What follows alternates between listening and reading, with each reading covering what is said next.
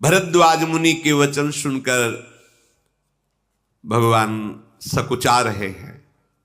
मुनि प्रशंसा कर रहे, भगवान सकुचा रहे।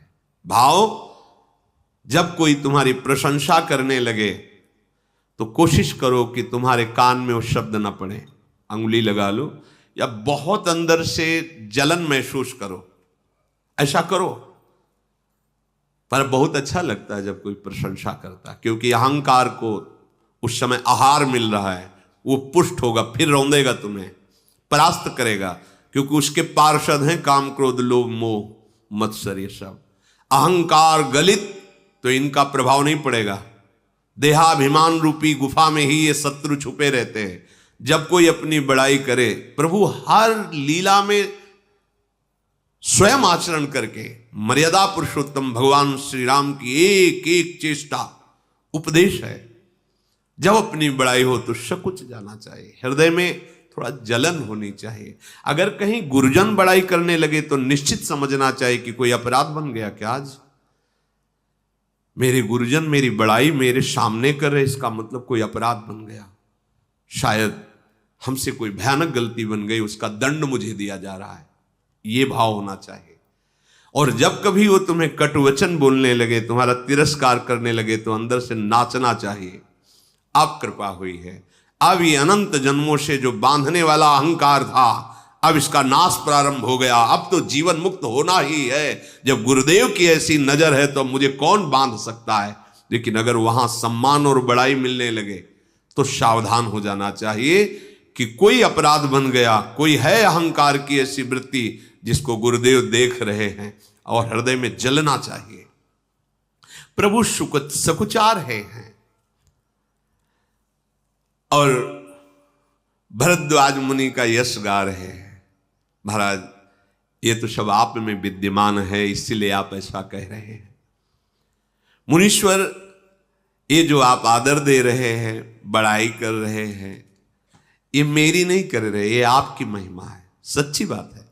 जब कोई साष्टांग प्रणाम करता है तो उसमें जिसको प्रणाम किया जाता है उसके गुण की बात नहीं होती, उसमें उसकी महिमा होती है। वो इतना श्रद्धावान, इतना दैन्य है कि अपने शरीर को साष्टांग लिटाए हुए, ये वो वंदनीय है, ये वो प्रशंसनीय है। लेकिन अगर अहम हो तो उल्टा दिखाई देता है कि मेरे में कोई गुण है इसलिए साष्टांग। नहीं, उसमें वो सद्गुण विराजमान है, दैन्यता और नमन, इसलिए वो वंदनीय है, वो प्रशंसनीय है। प्रभु ठीक ऐसा ही कह रहे हैं भरद्वाज जी से। आपने जो वचन, आपने जो आदर सत्कार, ये आपकी महिमा है, ये आपका ऐसा महान हृदय है। प्रभु भरद्वाज जी प्रभु के प्रति नमन करते हैं। प्रभु भरद्वाज के मुनि रघुबीर परस्पर नवहि, बचन अगोचर सुख अनुभवहि। अब ये सूचना फैल गई कि प्रभु श्री राम श्रिया लक्ष्मण पधारे हुए हैं। सब बड़े बड़े ब्रह्मचारी, तपस्वी, मुनि, सिद्ध, उदासीन, सब संत महात्मा दौड़ दौड़ करके भरद्वाज ऋषि के आश्रम में आते हैं। प्रभु सबको खड़े होकर के प्रणाम करते हैं, कुशल प्रश्न करते हैं, और प्रभु कहते हैं कि हमें बड़ा सुख मिला, विराजिए। सब प्रभु के दर्शन करके निहाल हो रहे, सब प्रभु को आशीर्वाद दे रहे। प्रभु के सौंदर्य को देख देख कर ऋषि मुनि अपना साधन सफल मान रहे हैं, और यही साधन की सफलता है। प्रभु भर नेत्र देखने को मिल जाए, जीते जी एक बार उनको देख ले, ऐसी चाह पैदा करो आप। प्रभु दूर नहीं है, चाह की जरूरत है। प्रभु ने वही रात में निवास किया। प्रातःकाल पुनः प्रयागराज में स्नान किया। फिर प्रसन्नता के साथ भरद्वाज मुनि को सिर नवाकर सियाजू, लखनजू और सेवक गुह के साथ चले। चलते समय प्रभु बड़े प्रेम से भरद्वाज मुनि से कहा, नाथ किस मार्ग से जाए। मुनि ने हंसकर कहा कि आप जिस मार्ग में चरण रखेंगे वही सुमार्ग हो जाएगा। प्रभु आपके लिए क्या मार्ग बताए। फिर भी शिष्यों को बुलाया, प्रभु के साथ जाना है। सुनते ही 50 शिष्य आ गए, हाथ जोड़कर खड़े हुए, जिनका अपार प्रेम भगवान श्री राम के दर्शन से ही प्रकट हुआ है। मुनि ने उनमें से चुनकर 4 ब्रह्मचारियों को साथ दिया, जिन्होंने बहुत जन्म भजन किया। उनको ये सौभाग्य मिला, वो गुरुदेव को प्रणाम करके रघुनाथ जी के साथ आगे आगे चल रहे हैं रास्ता बताते हुए। प्रभु जब गांव में तो जाते नहीं, लेकिन कोई कोई मार्ग गांव के किनारे से है। जब गांव के किनारे से निकलते हैं तो जो देखता है दौड़ दौड़ करके आता है। कोई कोई तो नगर में पूरे की सिया राम लखन पधार रहे हैं, पूरा नगर का नगर बाहर आ जाता है और प्रभु के दर्शन करता है। सबके आंखों में आंसू होते हैं। काफी दूर जाने के बाद भगवान श्री राम ने हाथ जोड़कर ब्रह्मचारियों से कहा, अब आप वापस लौट जाओ। पर मानो नेत्रों से कुछ चाह रहे हैं। प्रभु ने देखा तो प्रभु ने उन्हें अपनी अनन्य भक्ति प्रदान की। फिर वो वापस हुए, यमुना जी के उस पार उतरे और उतर करके यमुना जल में स्नान किया, जो प्रभु श्री राम के शरीर के रंग वाली है, परेश वर्ण रूपिणी, श्याम रंग वाली। वहां जो ही सुना कि निषाद राज के साथ कोई बहुत सुंदर 2 राजकुमार और एक युवती सियाजू पधारी हैं, लोग अपना काम काज छोड़कर जो जैसे दौड़ दौड़ करके आते हैं और दर्शन कर रहे हैं। परिचय जानने की मन में बड़ी लालसा है, पर प्रभु से बात करने की हिम्मत किसी को नहीं पड़ रही। जो वयोवृद्ध जन हैं वो बताने लगते हैं कि हमें पता है, ये चक्रवर्ती सम्राट महाराज दशरथ के पुत्र श्री राम, ये लक्ष्मण और ये उनकी प्रिया हैं। कैकेयी माता और महाराज दशरथ जी ने इन्हें वनवास दे दिया है। ये सुनकर के सब घबरा जाते हैं कि कैसे हृदय के माता पिता हैं जो ऐसे सुंदर सुकुमार पुत्रों को वनवास दे दिया। ये गोस्वामी जी चर्चा कृपा करके जो चरित्र लिख रहे, उस समय वो भाव देश में वहीं, क्योंकि प्रयागराज के पास से राजापुर है, वहीं गोस्वामी जी का प्रादुर्भाव हुआ। तो भाव देश में परम बैरागी के रूप में वो भी प्रगट में सिया राम जी से मिल रहे हैं। इसलिए उन्होंने संकेत में लिखा, तेहि अवसर एक तापसु आवा, तेज पुंज लघु बयस सुहावा, कवि अलखित गति बेसु विरागी, मन क्रम बचन राम अनुरागी। उसी समय एक तपस्वी वैरागी आया, छोटी अवस्था है, तेज प्रकाशित हो रहा है, कवि उसकी गति को नहीं जानते हैं, अर्थात वो अपना परिचय नहीं देना चाहते हैं। वो वैरागी वेश में मन वचन कर्म से राम जी का दास है। भाव देश में गोस्वामी जी मिल रहे हैं। जब प्रभु तीर्थराज प्रयाग के पार किया, वही राजापुर है, तो मानो गोस्वामी जी ये भाव देख रहे, मैं भी दौड़ करके गया, मन क्रम वचन से राम जी के दास हैं। इसीलिए कोई लिख रहे, कोई एक ताप, और ये लिख रहे कि कभी उसे प्रकट नहीं करना चाहता। अपने इष्ट देव को पहचान कर नेत्रों से जल की धारा बह रही, शरीर पुलकित हो रहा, दंड की भांति पृथ्वी पर वो वैरागी गिरकर, उसकी प्रेम दशा का कैसे वर्णन हो। प्रभु ने प्रेम पुलकित उस वैरागी को उठाकर अपने हृदय से लगाया। उस वैरागी को ऐसा अनुभव हो रहा मानो महादरिद्री को महान धन मिल गया हो। सब कोई देख रहे हैं, उस वैरागी की प्रशंसा कर रहे हैं, प्रभु ने हृदय से लगाया। ऐसा लग रहा है कि प्रेम प्रभु श्री राम और परमार्थ वो वैरागी दोनों गले मिल रहे हो, प्रेम और परमार्थ तत्व स्वरूप से मिल रहे हैं। फिर वो वैरागी लक्ष्मण जी के चरणों में प्रणाम किया। लक्ष्मण जी ने उमक कर उस वैरागी को हृदय से लगाया। फिर सियाजू की चरण धूल लेकर अपने माथे पे धारण की और माता सियाजू ने अपना बच्चा जान करके दुलार किया गोस्वामी जी भाव में। फिर निषाद राज ने उस वैरागी को नमन किया। उस वैरागी ने देखा कि अहोभाग्य निषाद राज के हमारे प्रभु से प्रेम करते हैं। आनंदित होकर हृदय से हृदय मिलाकर निषाद राज से मिला। वो वैरागी अपने नेत्रों से अपने आराध्य देव की सौंदर्य सुधा का पान करके महाआनंदित हुआ, जैसे जन्म जन्म के भूखे को कोई सुंदर स्वादिष्ट भरपेट भोजन मिल जाए।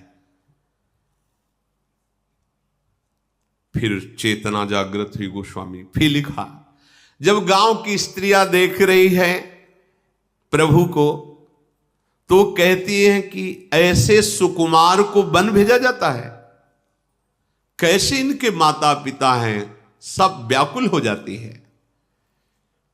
प्रभु ने निषादराज गुस्से का बस अब इतना हो गया, अब आप वापस जाइए। अब तो कुछ कहने की बात ही नहीं रह गई थी, क्योंकि कहा था कि 2-4 दिन साथ। अब वापस बार बार प्रभु को, अब वो तो वही जानते जिनके हृदय में प्रेम होता है, कैसे निहार रहे। प्रभु ने अपने चरणों की अविरल भक्ति देकर उन्हें विदा किया। फिर सियाजू, रामजू, लखनजू यमुना जी को प्रणाम करके सूर्य कन्या यमुना जी की बड़ाई करते हुए आगे बढ़े। आगे कुछ यात्री मिलते हैं। उन्होंने देखा तो कहा, राजकुमारों, तुम्हारे तो चिन्ह बता रहे कि तुम्हें चक्रवर्ती सम्राट होना चाहिए। ऐसे चिन्ह और ऐसी दशा, मार्ग चलो पयादे ही पाए, बिना पादुका के आप चल रहे हैं। और हम ज्योतिष के बहुत बड़े ज्ञाता हैं, हमें पता है।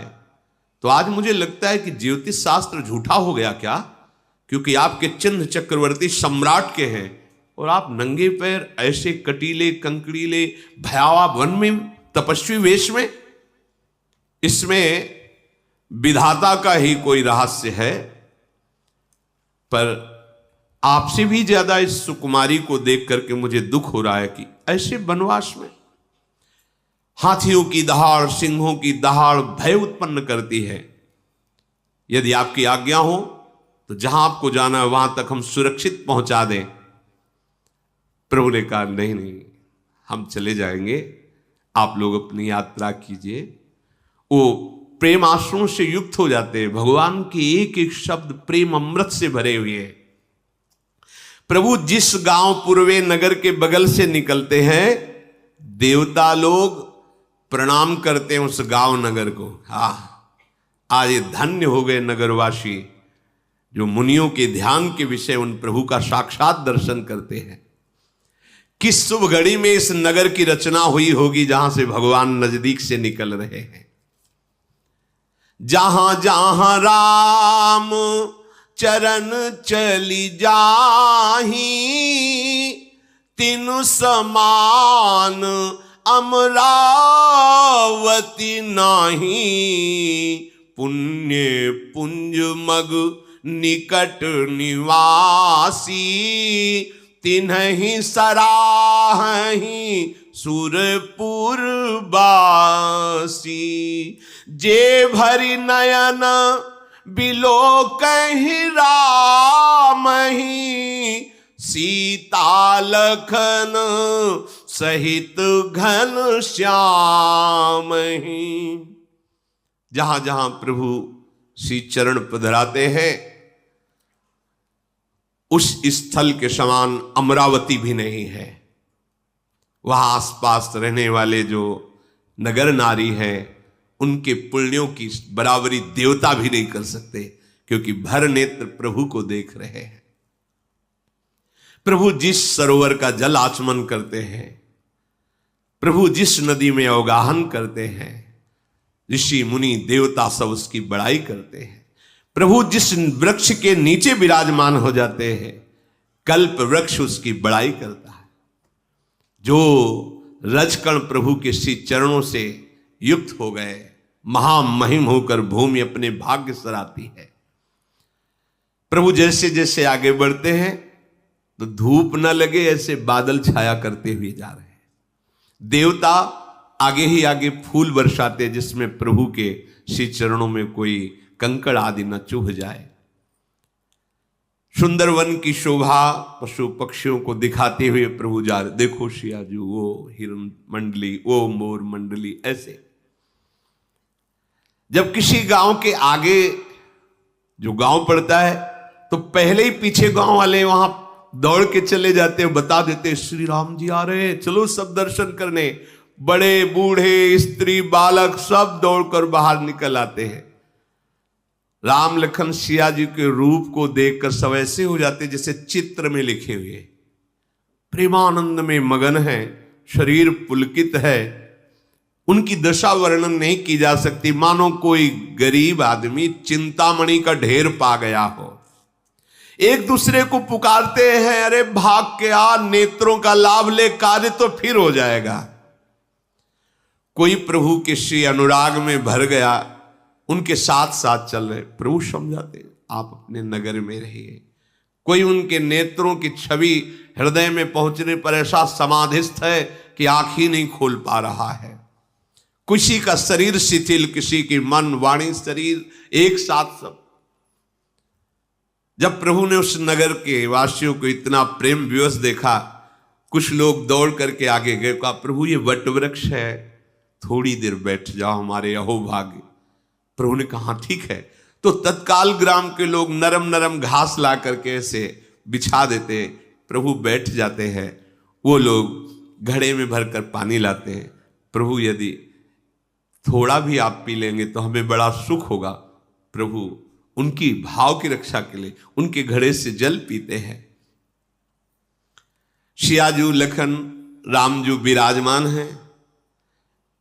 जो ग्रामीण स्त्रियां हैं वो सियाजू की तरफ देखती हैं और पूछना चाहती, पर हिम्मत नहीं पड़ रही। ऐसा सौंदर्य, ऐसा तेज प्रभु है साक्षात। करोड़ों कामदेव मोहित हो जाए ऐसे प्रभु श्री राम। करोड़ों बिजलियों की कांति सियाजू की, लक्ष्मण जी गोरे तक अद्भुत शोभा। जटा मुकुट शीसनी सुभग, उरभुज नयन विशाल। शरद परब विदु बदन बर, लसत स्वेद कन जाल। जटा का मुकुट है, विशाल वक्षा स्थल, विशाल भुजाएं, विशाल नेत्र, खिला हुआ चंद्रमा की तरह मुख कांति। चलने के कारण छोटी छोटी भाल पर पसीने की बूंदें, मनोहर जोड़ी। जो देखता है अहो भाग्य। प्रेम के प्यासे गांव के सब लोग घेर लेते हैं प्रभु को। गांव की जो स्त्रियां हैं वो धीरे धीरे नजदीक जाती है सियाजू के। पांव लगी, गांव की चरण छुई, पांव लगी। गांव में ऐसी भाषा, पांव लगी मतलब आपके चरण छूते। सियाजी सकुचा जाती है, वो सब जाके पांव लगी सियाजू से कहती है। हम कुछ कहना चाहती पर डर लगता है, पूछे आपसे? सियाजू ने कहा हाँ पूछो। ये दोनों राजकुमार कौन हैं आपके? आप इनकी कौन है? ये कौन है? अब सियाजू कैसे उत्तर दे? ये दोनों राजकुमार इतने सुंदर हैं कि आज तक हमने सुंदरता ही नहीं देखी ऐसी। एक श्याम, एक गौरवन, किशोर अवस्था, इनके शरद कमल के समान खिले हुए नेत्र। बता सकते हो कि आपके कौन है? कोटि मनोज लजावनिहारे,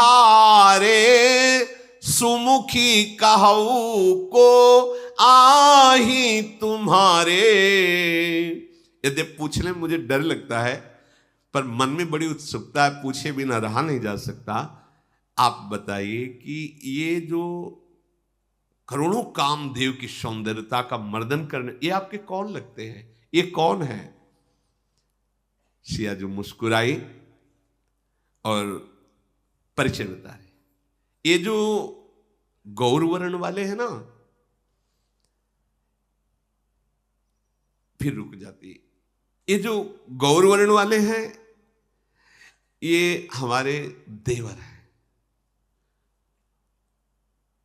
और वो जो उनके पास बैठे हैं ना, बहुरी बदन विधु अंचल ढाकी,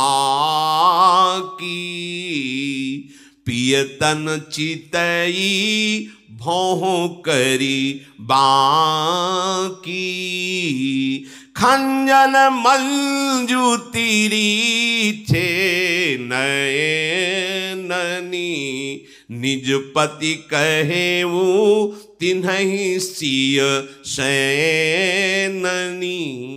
ये गौर वर्ण वाले किशोर मेरे देवर हैं, और तिरछी चितवन से मंद मुस्कान, वो जो सावरे है ना, आगे की बात कही नहीं, नेत्र से बताया कि जो सावरे है ना मेरे पति हैं।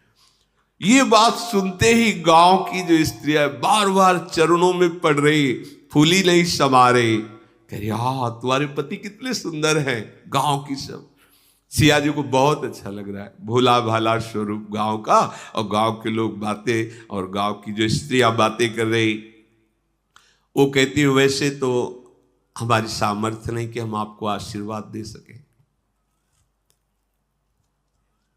पर अगर कुछ भी सुकृत हैं हमारे तो हे विधाता, जब तक भगवान शेष के फण पर ये भूमि रहे तब तक सियाजू तुम्हारा सुहाग अमर रहे, ऐसा अचल रहे, तुम सदा सौभाग्यवती हो। गांव की स्त्रियां ऐसे, यद्यपि हम आशीर्वाद देने लायक नहीं हैं, पर अगर हमारे सुकृत हैं तो उनका फल ये हो कि जब तक भगवान शेष के फण पर भूमि विराजमान, सियाजू आपका सुहाग अखंड रहे। भगवान शिव पार्वती की जैसी जोड़ी आपकी सदैव अविचल रहे। आपसे प्रार्थना है कि जब आप इस रास्ते से लौटे, एक बार हमें नेत्रों का और लाभ दें। हम सब आपकी दासी हैं, इंतजार करेंगे आपका। गांव की ऐसे सियाजी से बात कर रहे हैं। भगवान श्री राम ने इशारा किया, लखनलाल और सियाजू चल पड़े। गांव के लोग पीछे लग जाते, जिस गांव से निकलते प्रभु फिर उनको सम्मान कर प्रेम बाणी से वापस करते हैं। सबका आनंद से लुट जाता है, जैसे सांप की मणि चली जाए तो फड़फड़ाने लगता है। फिर धैर्य धारण करते हैं, अच्छा प्रभु लौटेंगे तब दर्शन हो जाएंगे। लक्ष्मण जी, जानकी जी, रघुनाथ जी आगे बढ़े, समस्त स्त्री पुरुष वापस लौट आए। आपस में बैठकर गांव के लोग चर्चा करते हैं, यदि विधाता ने इन्हें वनवास दिया है तो सृष्टि में सारे सुख जो रचे हैं आग लगे सुखों में, अरे इनको मिलना चाहिए, सो इनको वनवास। अगर ये नंगे पैर ये बिचरहि मग बिनु पद त्राना, तो रचे बाद विधि वाहन नाना। ब्रह्मा ने एक से एक वाहनों की रचना की, ये नंगे पैर वन में घूमते तो धिक्कार है उन वाहनों को, उन सुखों को। जब ये कुश की साथरी पर भूमि पर सोते हैं तो क्यों रचना की विधाता ने सुंदर सैयाओं की। इनको जब पेड़ के नीचे निवास करना लिखा है तो महल किन के लिए बनाए गए हैं। ये सुंदर अत्यंत सुकुमार मुनियों के वस्त्र वल्कल धारण किए तो विधाता ने भांति भांति के वस्त्र गहने क्यों रचना रची। ऐसे गांव के लोग वार्ता करते हैं, आहा इनको कंदमूल फल खाना लिखा है, वे 56 प्रकार के भोगों की रचना विधाता किन के लिए किया। हमारे कानों, नेत्रों और मन के द्वारा अनुभव आने वाली विधाता की करनी सब उल्टा नजर आ रही है। इन्हें देख करके हमें लगता है विधाता आश्चर्यचकित हो गया कि हमारी रचना में तो कोई ऐसा है नहीं, इसीलिए इनको वन में छुपा दिया है। गांव के लोग सरल भाषा में आपस में बातचीत कर रहे हैं। प्रभु श्री राम के चरण जहां पढ़ते हैं, जानकी जी बहुत ध्यान रखती है कि प्रभु के चरण चिन्हों के ऊपर चरण न पड़े, और जहां सियाराम के चरण चिन्ह पड़ रहे हैं उनको दाहिने करके लक्ष्मण जी चल रहे हैं कि उनके चरण चिन्हों पर चरण न पड़े। बड़ा प्रेममय भाव। श्री राम लखन सियाजू प्रेम में डूबे हुए, क्योंकि ऋषि महात्माओं के सबके दर्शन होते चले जा रहे हैं। पथिक रूप प्रभु के सामने चाहे पशु हो चाहे पक्षी हो, सबका चित्त चुरा रहे हैं। कोई ऐसा नहीं हुआ जिसने प्रभु को देखा और पुनः उसका जन्म हो। जन्म मृत्यु संसार से भटकने वाले भवसागर में अब उनको नहीं डूबना पड़ेगा, जिन्होंने एक बार प्रभु को देखा। अजहू जासुर सपने हूं काऊ, बसहु लखनु सिय रामो बटाऊ। राम धाम पथ पाई सोई, जो पथ पाऊं कबहू मुनि कोई। यदि एक बार भी स्वप्न में सियाराम लक्ष्मण का साक्षात्कार हो जाए तो कह रहे हो परम धाम को प्राप्त कर लेता। फिर साक्षात दर्शन। प्रभु ने देखा कि सियाजू के भाल पर श्रम बिंदु हैं, थक गई हैं, तो एक बहुत बड़ा वृक्ष देखा, समीप में सुंदर सरोवर जो शीतल और मृदु जल। प्रभु रात्रि यहीं इस वृक्ष के नीचे विश्राम कर रहे हैं।